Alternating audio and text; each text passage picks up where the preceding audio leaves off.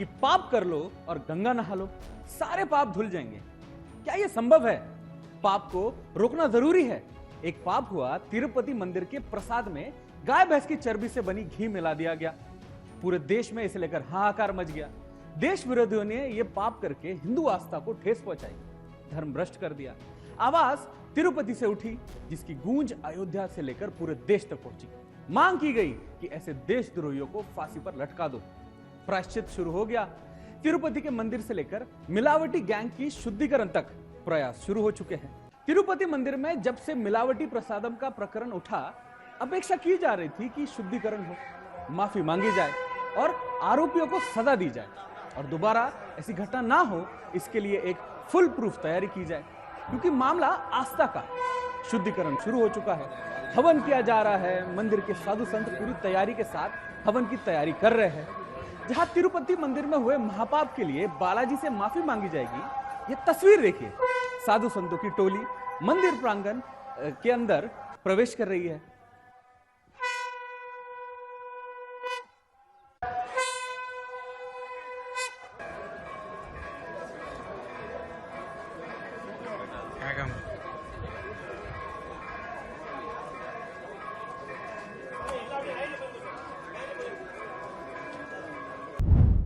अब एक तरफ हवन पूजन किया जा रहा है, दूसरी तरफ साधु संत मंदिर के पुजारियों के साथ क्षमा याचना कर रहे हैं। क्योंकि जो महापाप हुआ है उसकी माफी मिल पाना बड़ा मुश्किल है। दुर्भाग्य यह है कि इस पाप को होने से पहले रोका जाना चाहिए था। धर्म भ्रष्ट करने वाली ये दूषित सोच पर पहरा होना चाहिए था, लेकिन जब जागे तभी सवेरा। अब ये समझ से परे है कि करोड़ों सनातनियों की आस्था से खिलवाड़ होने के बाद नींद से जागी मंदिर कमेटी क्या माफी मांगकर सारे पाप धुल लेने चाहती है? समाधान ढूंढना जरूरी है, क्योंकि महाप्रसादम को लेकर जो डर और शंका भक्तों के मन में बैठ गई थी, उसको फिर से रिस्टोर करना जरूरी है। जिस दिशा में कदम जा रहे हैं उसे अच्छा प्रयास माना जा सकता है।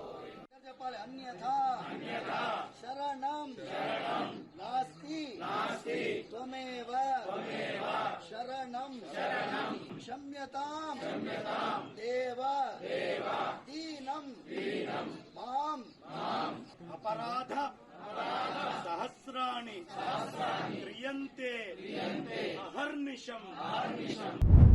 अब प्रायश्चित का दौर चल पड़ा है और यह वक्त की जरूरत भी थी। आंध्र प्रदेश के डिप्टी सीएम पवन कल्याण व्यथित है, मन में अपराध बोध है। वो मानते हैं कि इस महापाप में उनकी भी बड़ी भूमिका है, इसलिए इस पाप को मुक्ति के लिए उन्होंने 11 दिन का प्रायश्चित का संकल्प किया है। भगवा धारण करके वो पाप से मुक्ति की राह पर निकल पड़े हैं। उन्होंने अपने चाहने वालों और तिरुपति के भक्तों से अपील की है कि हिंदुओं को सम्मान तो हर धर्म और मजहब का करना चाहिए, लेकिन उससे पहले सबसे पहले जवाबदेही हिंदुओं के प्रति ही होनी चाहिए। पवन का प्रायश्चित वाला वीडियो सोशल मीडिया पर ट्रेंड कर रहा है। हर तरफ से उनके इस प्रयास की सराहना की जा रही है। लोग कह रहे हैं कि कानूनी कार्रवाई तो अपनी जगह है, लेकिन प्रायश्चित की यह भावना पवन के पवित्र चरित्र को दिखाती है। पवन कल्याण शुरू से ही इस घटना को लेकर एक्टिव नजर आए। सीएम चंद्रबाबू नायडू ने जब से तिरुपति की मिलावटी लड्डू की बात सामने रखी है, पवन आहत नजर आए। उन्होंने कई बार अपने बयानों में इस पे अफसोस जाहिर किया। पवन ने कहा था कि आश्चर्य की बात है कि सरकार ने हर संभव प्रयास किया था, अच्छी से अच्छी कंपनियों से घी खरीदा गया, लेकिन चूक हो गई।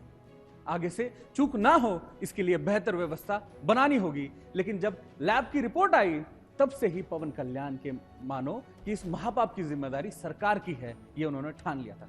इस तरह की खामियों का ध्यान रखना जरूरी है। अपने प्रायश्चित प्रवास पर जाने से पहले पवन ने क्या कहा, आइए सुनते हैं। ప్రతి హిందువు గౌరవించాల్సింది దీన్ని. మీ మతాన్ని మీరు గౌరవించుకోండి ఫస్ట్. ప్రతి హిందూ నేర్చుకోవాలి ఇది. ప్రతి హిందూ ఆత్మ పరిశీలన చేసుకోవాలి. మీరు బయటికి రావాలి.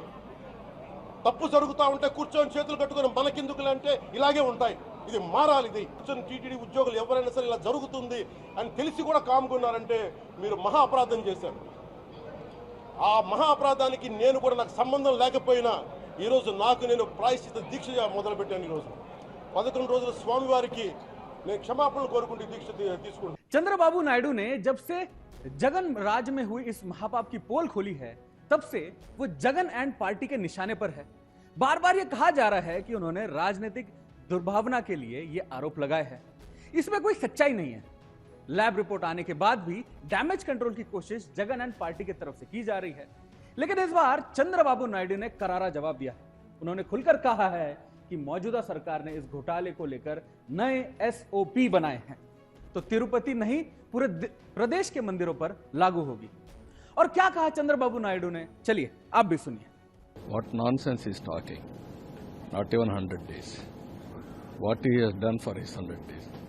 He is having a habit of attacking. Attack cannot help. You must know that. You tell the policies. You can criticize my policies. I will answer what I have done, what you have done. But you cannot divert this subject. You wanted to divert. You cannot divert. If you wanted to divert, more and more sentiments will hurt. That you have to keep it in mind. No, I am doing 3 angles. One is, first of all, purification, prokshanam, that they will conduct according to traditions, Agama Sampradayam. Second, I am ordering an inquiry, IGP level or more than that. Then the team will establish the facts. Finally, all temples, all prayer places, respect to religious people only will work. Tirumala Tirupati देवस्थान के सच बाहर आने के बाद कमर कस ली है। पूरी शिद्दत से तैयारियां की जा रही है। एक ऐसा इकोसिस्टम तैयार करने की कोशिश की है जिसमें एक तरह से मिलावट को समय से रोका जा सके। इसके लिए मंदिर के अंदर एक एडवांस लैब तैयार की जा रही है जो यह सुनिश्चित करेगी कि तिरुपति का प्रसाद भक्तों तक शुद्धता के साथ कैसे पहुंचे। क्या प्लानिंग है टीडीटी की, आइए देखते हैं। So, as I said, we have established a system of testing ghee for adulteration in TTD for the first time in the last 3 months. Never in the history of TTD we have tested ghee for adulteration outside, in outside labs. But in-house we don't have a capacity to test. Outside also we never attempted. This is the first time that we started doing it, and we continue to do that. This will ensure that there is a quality check, there is a quality control system in place, and if anybody tries to supply any adulterated thing, they will be naturally blacklisted and other legal actions will be taken. And as I said, TTD is also trying to establish a internal lab, in-house lab, which is going to be donated by NDDB. सतर्कता हर स्तर पर बढ़ती जा रही है। मुख्यमंत्री चंद्रबाबू नायडू के साथ साथ पार्टी के तमाम नेता भी वाईएसआरसीपी के इस काले कारनामे पर हमलावर है। कानूनी कार्रवाई से लेकर शुद्धिकरण तक हर वो प्रयास किया जा रहा है जिससे भक्तों का खंडित भरोसा फिर से जागृत हो सके। टीडीपी के नेता कॉमरेड्डी ने बताया है कि आरोपियों पर नकेल कसने के लिए कैसे किस तरह की तैयारियां की जा रही है। सुनिए।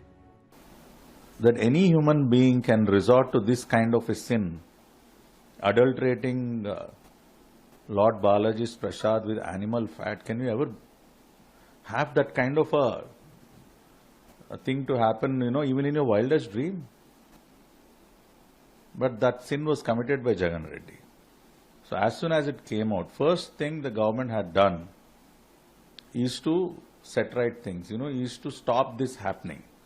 So we've seized the entire quantity of ghee which was remaining. We've set up an expert committee to recommend, few initiatives which will ensure that quality. So that expert committee was set up. They gave their report. We've called fresh tenders. We brought back Nandini ghee. Now Nandini is again, supplying ghee to TTD. We've ordered a vigilance inquiry. Vigilance department had served notices to YV Subba Reddy also. देश भर के साधु संतों ने प्रतिक्रिया दी है। उनका कहना है कि इस पाप का प्रायश्चित तो होना ही चाहिए, लेकिन इस घटना के पीछे मूल कारणों का भी पता लगाना जरूरी है। साधु संतों का कहना है कि मस्जिदों और चर्च पर सरकारी नियंत्रण नहीं है, तो फिर मंदिरों पर क्यों है? मंदिरों में आने वाले चढ़ावे पर सरकारी कब्जा क्यों है? इसे मुक्त कराना चाहिए ताकि भक्तों का पैसा मंदिर के साथ साथ मंदिर के कार्यरत कर्मचारी, पुजारियों और जन कल्याण के लिए खर्च होने चाहिए। अक्षम्य अपराध किया गया है, ये सहन करने योग्य बातें नहीं है। मैं तो सरकार से अनुरोध करता हूं, निवेदन करता हूं कि जितने भी लोग इसमें पाए जाते हैं सबको सख्त से सख्त सजा होनी चाहिए। और पूरे भारतवर्ष में जहां भी जितने भी मठ मंदिर हैं जो कि सरकार के अधीन या ऐसी कमेटियों के अधीन जिसमें न तो हिंदुत्व की भावना है न वो हिंदू हैं, विधर्मी लोगों को शामिल किया गया है, ऐसी जगह जांच करके ऐसे विधर्मियों को वहां से बर्खास्त किया जाए, हटाया जाए और उसमें हमारे धर्म के अनुयायियों को ही प्रबंधन में रखना चाहिए। देखिए, ये करोड़ों हिंदुओं की आस्था के साथ विश्वासघात है। ये हमारे साथ धोखा है। सनातन को खत्म करने की साजिश, सनातन को भ्रष्ट करने की साजिश, सनातन को मिटाने की साजिश, ये सदियों से हुई है, सदियों से होती आ रही है। लेकिन ये इंटरनेशनल साजिश है और जिसमें भारत के कुछ राजनीतिक दल भी शामिल हैं, भारत के कुछ राजनेता भी शामिल हैं जो सनातन को मिटाना चाहते हैं। चर्बी वाले महाप्रसादम को लेकर आक्रोश पूरे देश में है। तमाम हिंदू संगठनों से लेकर आम लोग भी इस घटना से आहत है और वो यही चाहते हैं इस तरह का क्रूकृत्य करने वाले देवद्रोहियों का इलाज होना चाहिए ताकि ये एक मिसाल बन सके और मिलावटखोरों के मन में डर पैदा कर सके। इसको लेकर महाराष्ट्र के छत्रपति संभाजीनगर में हिंदू संगठनों ने बालाजी मंदिर में संकल्प आरती की और यह चेतावनी दी कि इस तरह की हरकत हिंदू बर्दाश्त नहीं करेगा। सुनिए, धर्म योद्धा डॉक्टर सुरेश चव्हाणके जी ने तिरुपति प्रकरण के बाद से ही हिंदुओं को संगठित करने का प्रयास किया। इसी दिशा में वो छत्रपति संभाजीनगर के बालाजी मंदिर पहुंचे, महाआरती की और संकल्प लिया कि इस तरह के महापाप में शामिल लोगों की किसी हाल में बख्शा नहीं जाना चाहिए। तिरुपति बालाजी तिरुमला मंदिर में प्रसाद के साथ जो मिलावट की गई, षड्यंत्र पूर्वक वहाँ की शुद्धता शुचिता पर जो आघात किया गया, इसलिए पूरे देश भर में आज महाआरतियों का आयोजन किया गया था। हज़ारों जगह पर ये आरतियाँ हुई। उसी क्रम में आज छत्रपति संभाजी महाराज नगर में आरती का आयोजन किया गया था। कुल मिलाकर हिंदू मूर्तियों को हथौड़े से तोड़ना और षड्यंत्रों से आस्था का आघात, ये एक ही चीज़ है। और इसलिए औरंगजेब ने मूर्ति तोड़कर जो पाप किया, उससे भी बड़ा पाप ये प्रसाद में मिलावट करके किया है। इसका हर हिंदू विरोध करे, ये हमारी अपील है।